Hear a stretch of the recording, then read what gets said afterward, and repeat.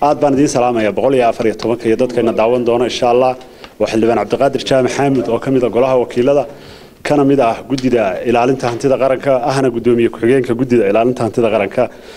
runtii maanta ana isugu keenyaaday sababahan isugu keenyaadayna waxa kamid ah in yaraan si hordhac si hadlo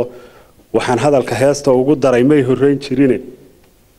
waxaan hadalka heesta ugu daray may horeyn jirine hadallaan ku soo saari hoos u foororay waa murti abwaan hore yiri runtii Faysal Cali Waraabe maalintii dhow markuu hadlayay Timo Weyne wuxuu ku yiri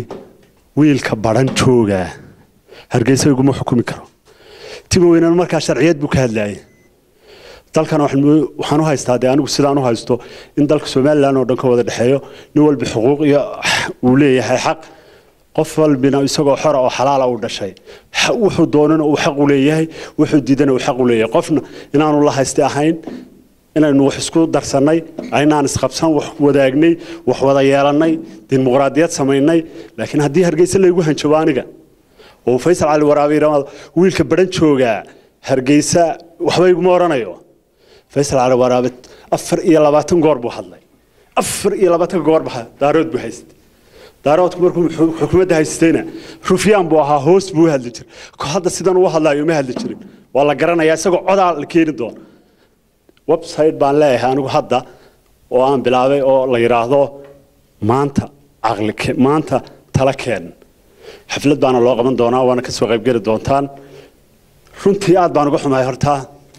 suldaanka guud ee Suldaan Dhabeey oo ah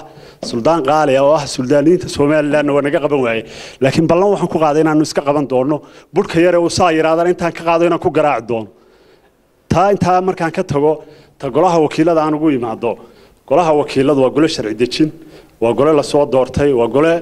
dastuurka markaad eegtid waa hay'adda kaliya ee la oran karo inta gole kale imanayo golaha xilka si haynaya golaha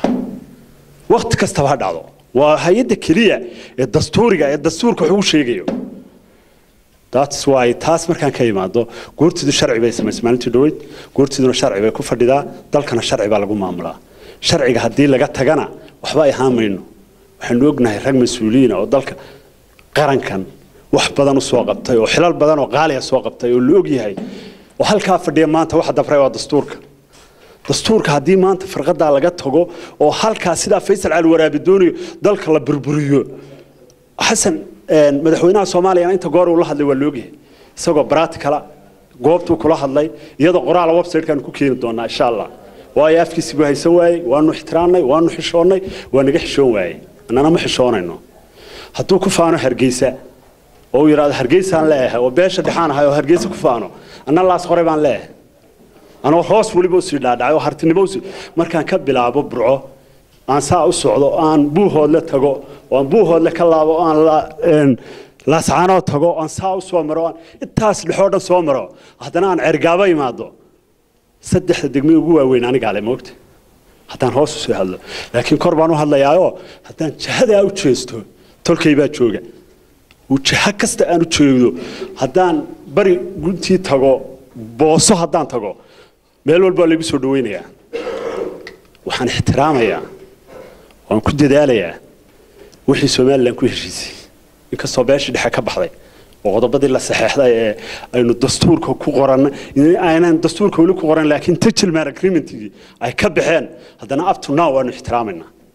waayo anaga cid naga joogta hadda oo magac leh oo xamar naga joogta ma jirto number 1 idinka xamar jooga number 2 wixii dalka yaalo dhan idinka qaatay xamar baynu ka nimi oo waxaan leeyahay xaq darha nagu sameeyay xaq darha tiraadeen baan nagu sameeyay haddana tii ay idinku ka dacwateen hadda halka ka sameysaan uma dul qaadanayno mana wada joogayno nin walbina meel buu ka yimi meeshiisu tagaya haddii dastuurka la ixtiraami waayo haddii sharciyada la ixtiraami waayo nin walba jihad u jeedo tagaya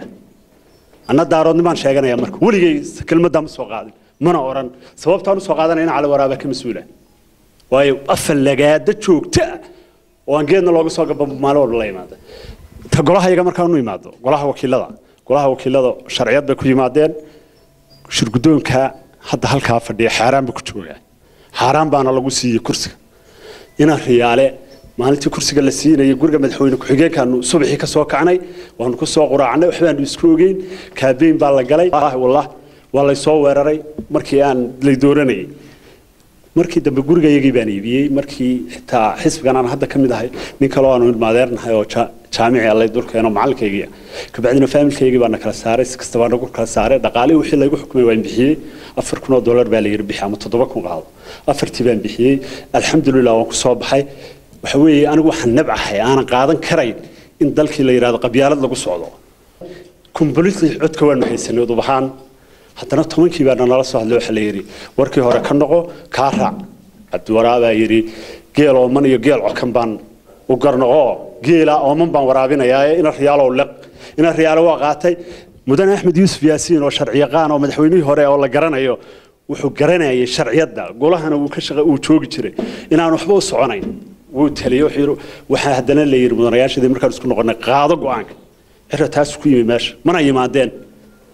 haddana tii baanu qaadanay tii waxaanu ka rabnay inuu cadaalad nagu maamulo anigu gudida ilaalinta hantida qaranka ka mid ahay laba goor baa wax noo soo baxay barnaamij mar gudoomiye ku-xigeen baan ahaa oo gudoomiye ku-xigeentii oo dhan waa la kaxeeyey oo waa la geeyey Itoobiya inkasta aan xaq ahayn in shirgudoonku raacaan oo marka ay ahayd mudanayaashu inay raacaan haddana shirgudoonkii oo dhan baa isku qoray haddana anigu waa ku qoraa baasaboorkaygii baa la yiri Cabdirasaaqa agaasimaha baasaboorkaagii soo bedel kii hore Soomaaliland baan haystay kii diblomaasiga Soomaaliland baan doontay lacag baan ku bixiyey haddana markaan lacagtii bixiyey oo fiisi lay keenay baa la yiri ka noqo in habar jeclaa ku dhoofay adigu daarood baa tahay mid tigisid way dhacday adeer xaqiiq baan u haynaa tii maalintii dhoweyd baa dhacday waxa la yiri gudida ilaalinta hantida qaranka halkan barnaamijka ku qabataa barnaamij mashruuc soo baxay haddana ninka golaha haysta in adeerkii oo Bukhari buu keenay waxaan diyaana xaq u leh maxaa dhacay waxa la adigu daarood baa tahay daarood waan ku qanacsanahay waana ahay alxamdulillah meel walba waan deganay haddana waxaan ixtiraamayaa in dalku is haysto waayo waxaan tixgelinayaa anigu inta haddaan idin wada eego intaan macalinka u ahaa intaan wax soo dhigay dalka dibadiisa gudihiisa way joogaan waligay qabyaalad iyo qurun kama hadlin waana nacmahay runtii siyaasadaan dhiganaa oo dhalinyaro actifiina aan ku wada dhigano dood baan inta ku haynaa moogta mar walbana waan isqancinaa waan isu sheegnaa anyway orane how golaha wakiilada saddexda shirgudoon ee fadhiya iyo xogayaha saddexduba ballan waxaan ku galay ama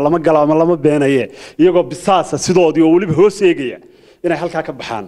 waayo golihii bay xaq darro ku eereen codad bay isu geliyeen sharciyadii dalka oo dhan bay ku tunteen baash maalintii dhoweyd wuxuu yiri guurtidu maxay tahay maalintii horena wuxuu yiri golahan $100 baan ku yimi wixii gubanayay iyo wixii kale shughul ku mali $100 aniga baroon baan ku yimi wallahi anigu qori qaadan maayo sidii dadka qaarkii qoriya u qaadan jireen banaanka u bixi jireen qori ma qaadanayo laakiin waxaan ku dagaalamayaa saxaafadda iyo qalin baan ku dagaalamayaa qorna ma qaadanaya hargeysana kama tagay kulmiyana kama baxay laakiin runtaan sheegay wixii jira shirgudoonka cadaalad darrada golaha ku maamulayna idinkuna waa ogtiin saxaafadiinu wuxuu baa dadka horarsataa waligiin idinku halka wax ka sheegay wali golaha miisaaniyadiisa golaha lama soo hordhigin oo lama oran hal la xisaabiyo sidee wuxuu jiraan alxamdulillah rabbil caalamiin markii wasiirka maaliyadda Soomaaliya joogay baa shaxda si fiican u dajiyay oo dee golihii simay laakiin shirgudoonka halka jooga hadda maanta golihii way kala qaybiyeen codad bay kala geliyeen hadda ka hor markii hoosta la fadhiisiyay baashe iyo odaga Cali Yuusuf iyagoo wallahi hoos eegaya waa la ogaabay halka ka bixin maanta sawirada waad ku haysay maantana libaaxiyay soo haystaan laakiin iyagoo bisaasa maca guduu xoogayahoodaas qajaanka ee qabyaalada uu ku meeraysanaya baan idin tusi doonaa wabillahi tawfiiq wasalaam calaykum su'aalaha way weydiin kartaa xildhibaan eedeymo ku soo jeesay yes aduna wax kamid tahay xildhibaan golaha wakiilada very good sharci ahaan miyaanu qabanin sharciga niga heer saxaaqa waxaan u malaynayaa war golaha waan horkeenina oo ku dhaartay baan ku yiri laakiin waxaan ka baqayaa in la yiraahdo nin heer saxaaqa sharcigu qaban maayo yes arrinta baasaboorka waa la siiyay waan ku yiri taliyaha siiyay waliba ana dadka baasaboordayaasha u soo qaaday oo recept la siinay taliyuuna way igu ixtiraam emergency biir ku qaata baasaboorka markii aan halka dhibay halka lagu kala reebay oo ciro yiri ninka kala tagayade in adeerkaya gudoomiye waxa jira waxa gudoomiye ku-xigeenkii ilaalinta hantida qaranka yes gudoomiye hantida ayaa la socday qolada guddiga tagay dibadda good isla markaas maadaama aad maanta dhawaaqan ka dhawaajinaysaa leedahay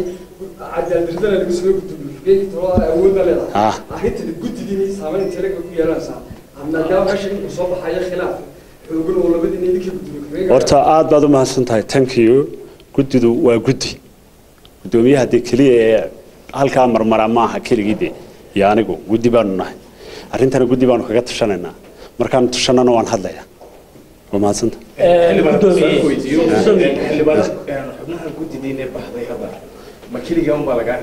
horta aan ku yara fahansiiyo mashruucu wuxuu ahaa guddida ilaalinta hantida qaranku uu soo baxay oo UNDP da baa nagu caawiday kabacdina markuu mashruucu soo baxay waa la isyaradee reeraystay waa la iskaxaystay dhaqaalay Bukhari baa waraaqa loo dhiibay madaxtooyada ka soo saxiix adigu lacagta nagu soo caawi saasay ahayd arrintu adeer anaan ya may kaba mid ahayn xaafad waxay ugu gudubtay wax saradee guddidiisa beenaan aqoon ku jiro guddidii dhaqaaluhu markii hore ku jiray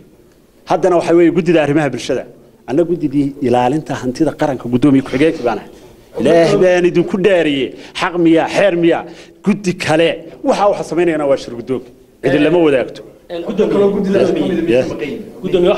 waxa waa yaraan saddex xubnood bay haayeen aftii fahanka qaali gudoomiye waxa lagu maqalaa safarkan ay ku bixeen guddigu in condition-ka ku xidhnaa ama shuruudda ku xidhnayd ay ahayd dad sita baasaboorro Yurubiyaani inay ku baxaan aad baan uga xumahay ardaygeena waa Taiwan iskaranaynaa su'aal boolis inaad weydiisidna waa ka xumahay anigu baasaboorkaas